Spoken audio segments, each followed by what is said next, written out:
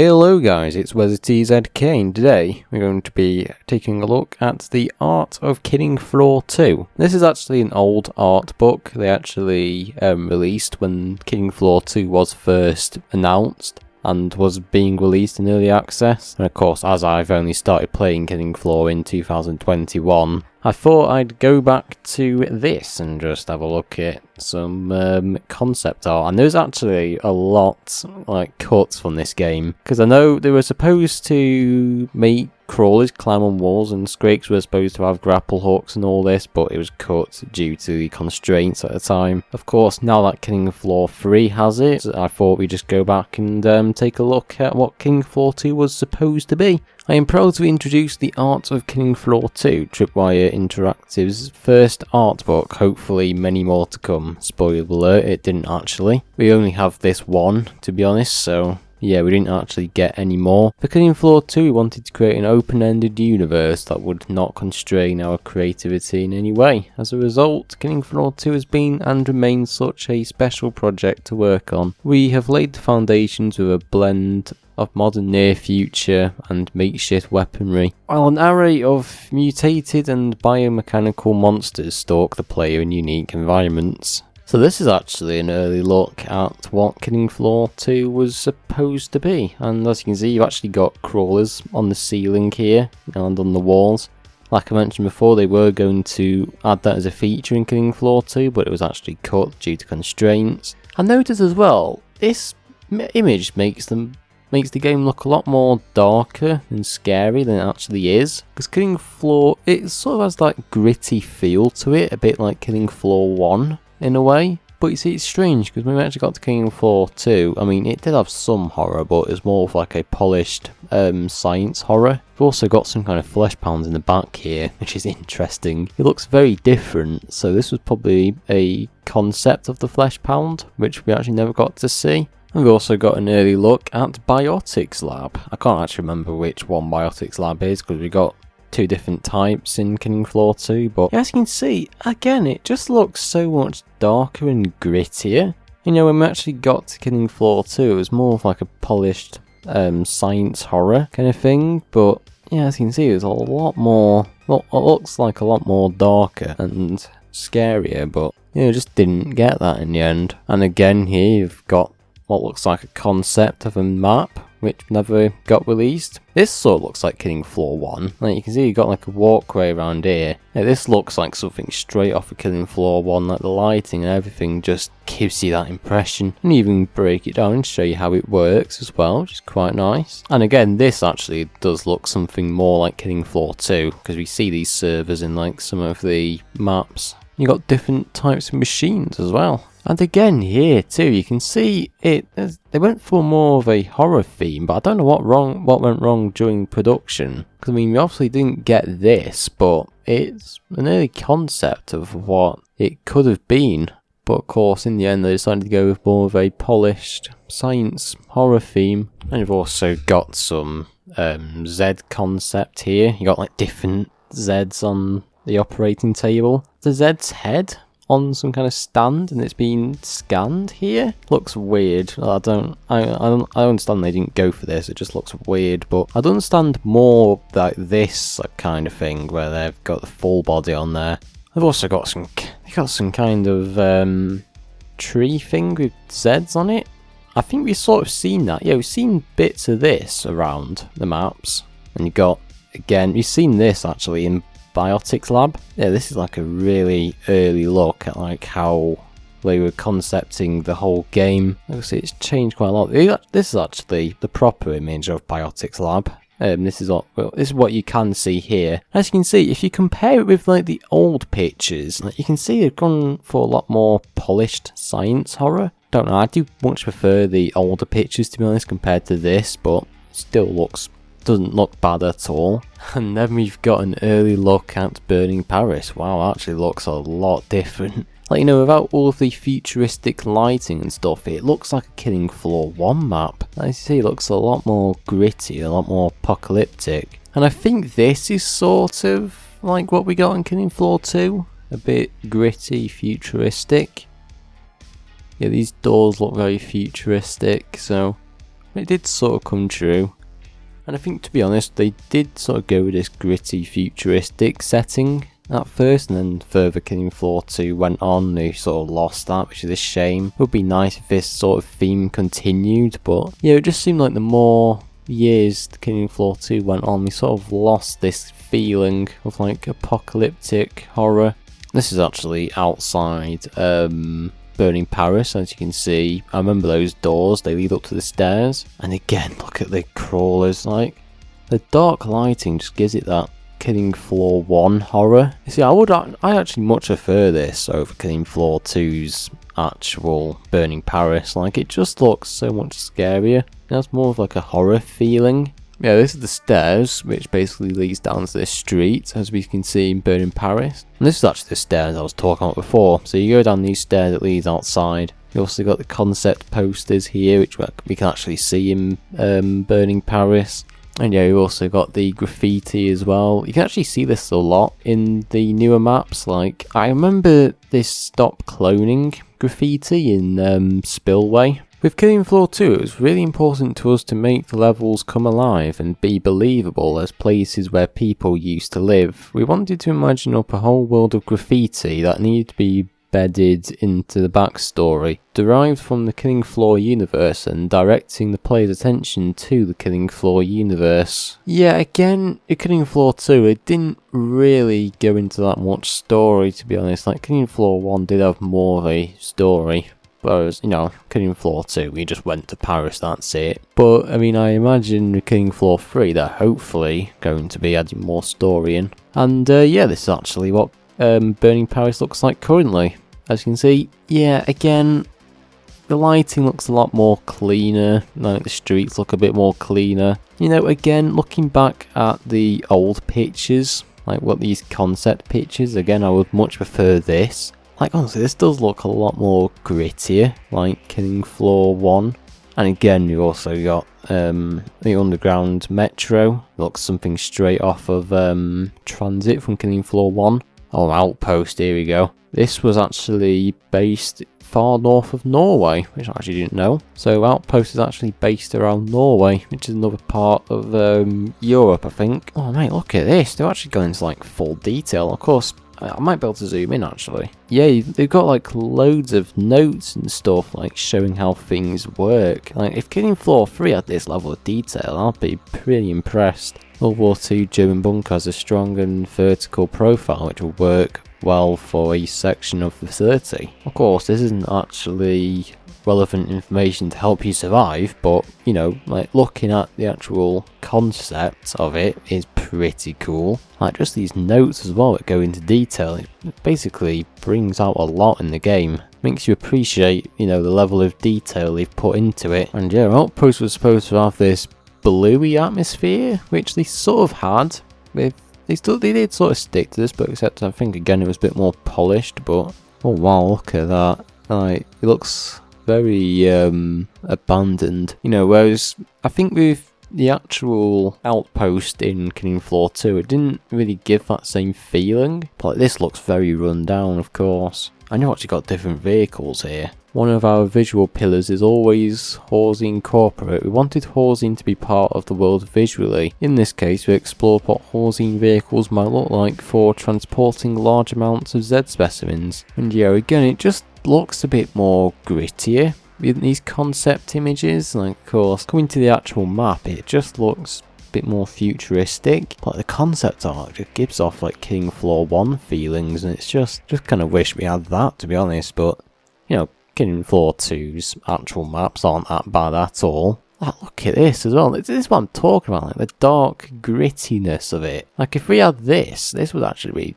well good. I know I'm repeating myself a lot, but, you know, like, looking at this compared to what we actually got with Outpost, it's crazy. We actually got some Horsing stuff. We've seen this a lot actually on the maps. You can see this on Outpost as well with the terminals. And yeah, this is actually what the map looks like when it's finished. And you can see a massive difference. Like, I mean, comparing this, you know, to this, it's very different. Doesn't really give off the same feeling as the first concept image, but Yeah, it's still a good map outpost. Our goal for the cyst was to make him look like he wasn't finished cloning yet, pulling out the oven a bit too soon. We explored versions where it was more translucent, but I ultimately went for a baggy, loose skin that hadn't tightened yet. Okay, and you got some, his eyes look a bit weird. I think they ended up keeping that in the end. I can't remember what the cyst looks like now, but I'm sure he looks something like that. The clot's design is based on the original clot from Killing Floor 1. We eternally called him Alpha Clot for a long time. It's meant to look mostly humanoid with exaggerated hands and fingers to help sell his grab attack.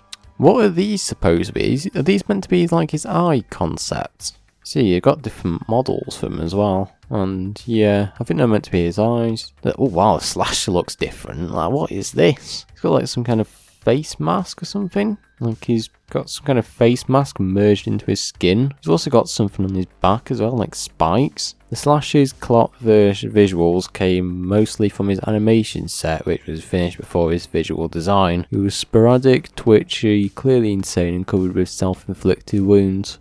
Alright, next up the Crawler. The Crawler had more iteration than almost any other Zed. Early on we wanted a complete redesign that did not resemble the Crawler from Killing Floor. The Crawler was light coloured, which is actually what we saw in Killing Floor 3, had lizard-like tail, more limbs and was much larger than he is now. So yeah, it looks like they were going for a lighter theme, but you know, Killing Floor 3, as we know, has a lighter themed crawler, but I decided in the end to stick with a more mutated, interesting design. This is actually an early look at what the crawler was like. Look at that, jeez. Obviously, it's a bit lighter like Killing Floor 3's crawler, but that is stuff of nightmares right there. It looks completely different. Imagine if we had this in Killing Floor 2 instead of the actual crawler. That's crazy. And of course, yeah, he went through a lot of design phases because, you know, he's got like loads of arms. Yeah, even down to his actual spiky bits on him. Even that went through multiple designs by the looks of it. And obviously this is still the same here. And yeah, in the end they decided to keep it the same as Killing Floor 1's crawler, which is interesting. Now the Stalker. Stalker's design was based off the idea which is meant not only for cloaking but also for staying hidden. His skin absorbs light when visible and completely refracts light when cloaked. She has scars from the biomechanical implants that give her the cloaking ability. And the Stalker actually had clothing apparently here. Like very different types, but yeah, the Stalker still remains the same basically. I mean, there's not much really changed to be honest.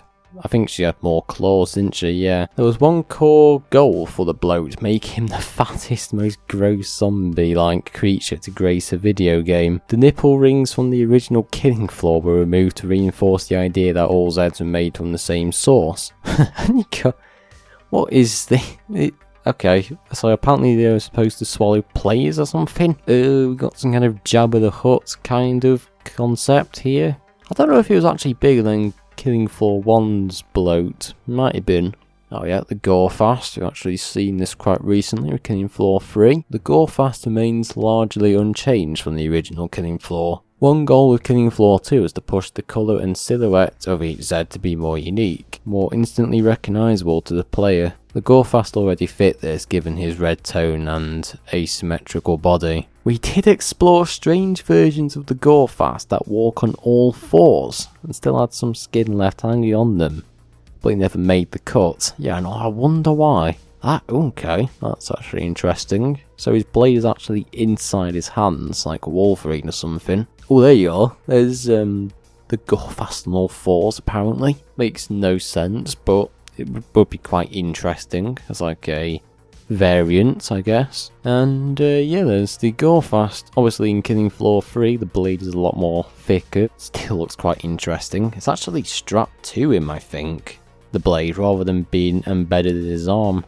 Siren is flesh made into a sonic weapon, blinded, tortured, emaciated, and truly one of the most horrifying Zeds in Killing Floor yet. Their hands are pinned away from their body to prevent self-inflicted wounds. Yeah, as you can see, nothing's changed really. This actually did look a little bit more human here, but yeah, it still looks the same. Still looks pretty freaky, but yeah, and she's also had a shaved head apparently, an early concept. Right, the husk. The husk design remains largely unchanged from the original killing floor. We opted for colour blocking interesting shapes on his body. His body is built like a husk, his insides an inferno, emissive glow breaking through his skin to help to pick him out in the darkness. And we've got different types of husk cannon here. We've got like a flamethrower husk cannon. We've got what looks like some kind of assault rifle husk cannon. Very interesting. Was this like an early look at the husk cannon? Because you can see it's got like one of them goes in a straight line. The other one's like a mortar attack here. You also got the flamethrower, which you can see on Suicidal Hell on Earth when you do play against the husk. Like maybe this is what they were going to do with the husk for Killing Floor 2, but it was cut for Killing Floor 3. Because as you know, the husk can mortar attack you in Killing Floor 3, but we actually had something else on his arm here. He's got some kind of thing strapped to his leg. In Killing Floor 3 as well, you can see the husk actually doesn't have any legs, but he has these mechanical things. But it looks like he has some kind of grapple hook or something for Killing Floor 2. Well, maybe that was cut from the actual game. Ah yes, the Scrake, yep.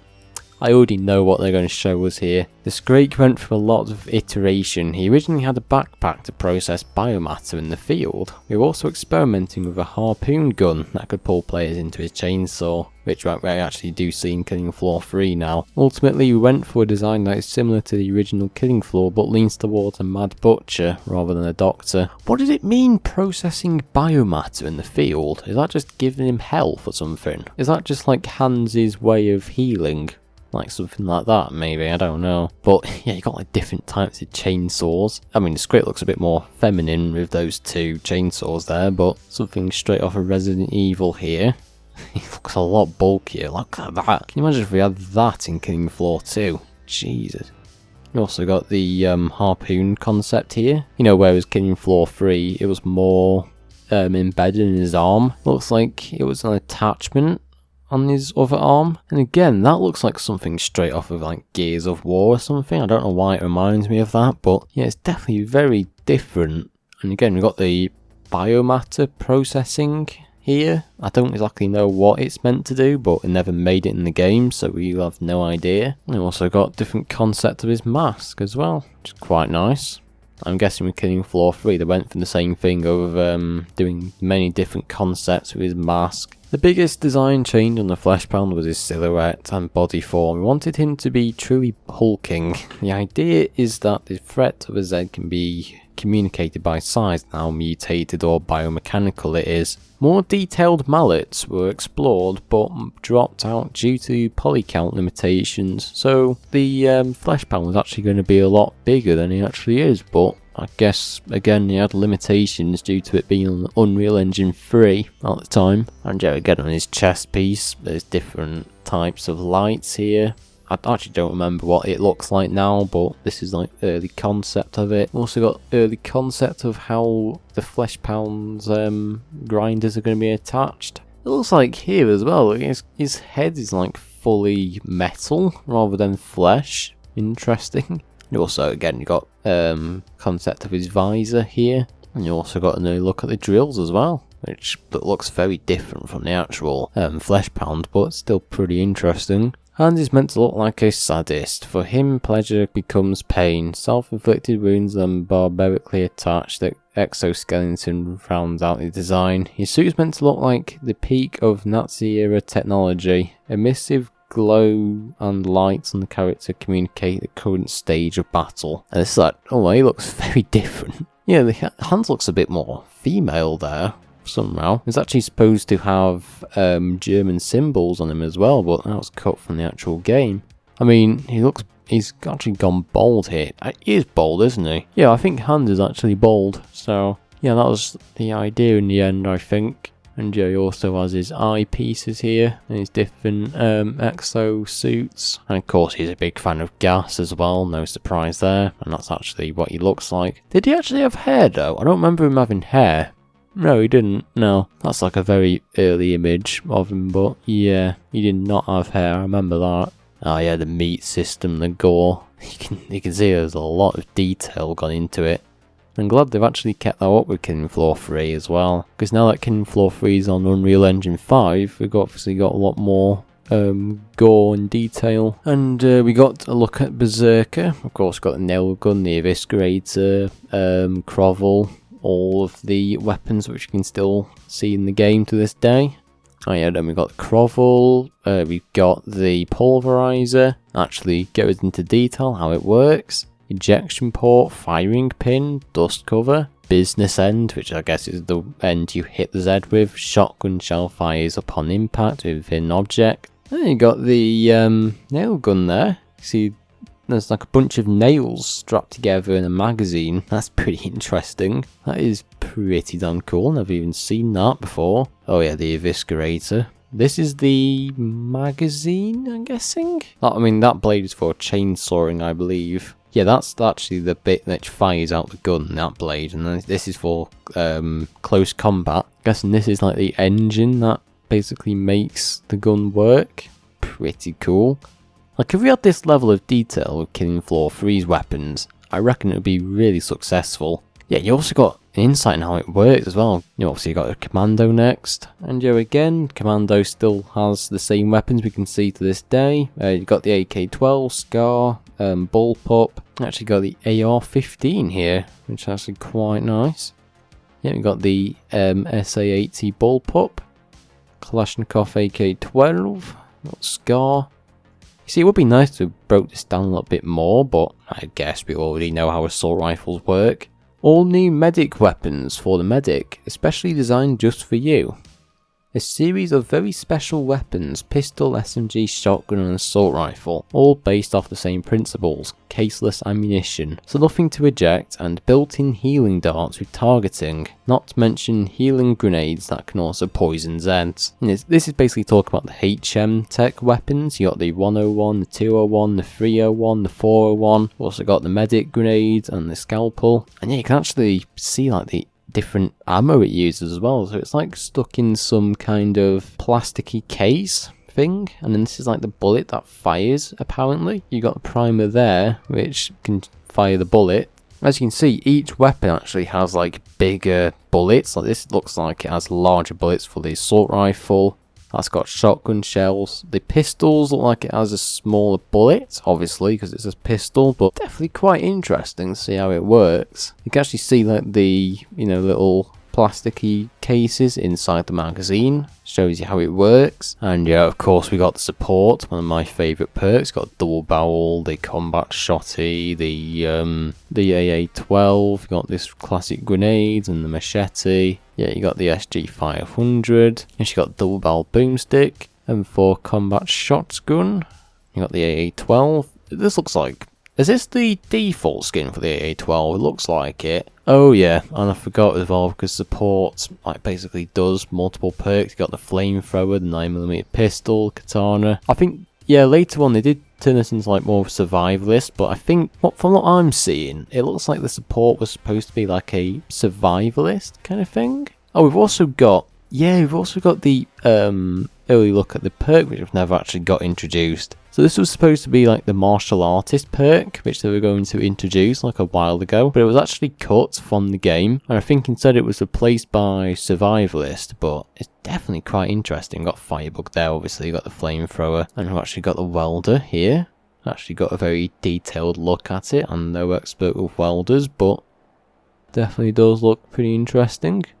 Actually got an early look at the syringe as well. We've got the reload vial here, just like Killing Floor 1 we had to reload it. We've also got an early look at the hood. Obviously looks very different now, but it was a very early look at it. The actual finished concept of the syringe, we didn't actually get the reload vial, so of course we don't have to keep reloading it like in Floor 1, but we've also got the finished product of the welder here. And also got the Perk's knives as well. You've got the scalpel, the machete, lawnmower blade, the knife for commando, and you've actually got the medic grenade concept here. You can actually see like how the grenade is built as well. Like, you got like different mechanical parts like screws and glass as well. And it actually shows you like here like how the grenade works. Also with the EMP as well. You got like Tesla coils here. Got like some switch. Also shows you how it works behind the scenes here. Definitely very cool how they did it. And again with Commando and Support Grenade, you actually get an in-depth look at how the grenade works. You've got the fuse, pin, spoon, the body of it. Obviously it doesn't fully show you how the grenade works behind the scenes, but definitely a good idea of how it does look. And yeah, we got the characters here. Obviously they're all the same. Basically, we do see these characters still to this day. We've got Mr. Foster, Scully, all the classic characters. I think some of these were from Killing Floor 1 as well. And we also got Anna looking something off Borderlands. Had a face mask actually, which I think some kind of cosmetic, early cosmetic. Got Donovan. This was again, I think, a cosmetic, the Friday the 13th mask or something. And again, we've got Scully here, looks exactly the same, to be honest. It looks like Scully had some kind of visor as well, like the Flesh Pound, which is quite interesting. Lieutenant Masterson, again, looks the same from Killing Floor 1. He's got his gas mask on and stuff. I think it's the same person. And yeah, we've got Mr. Foster. Again, he has different concepts for his mask, like different designs, which I think was all cosmetics. Constable Briar, again, looks very similar to Killing Floor 1. Not much has changed, to be honest. He's still got his police visor.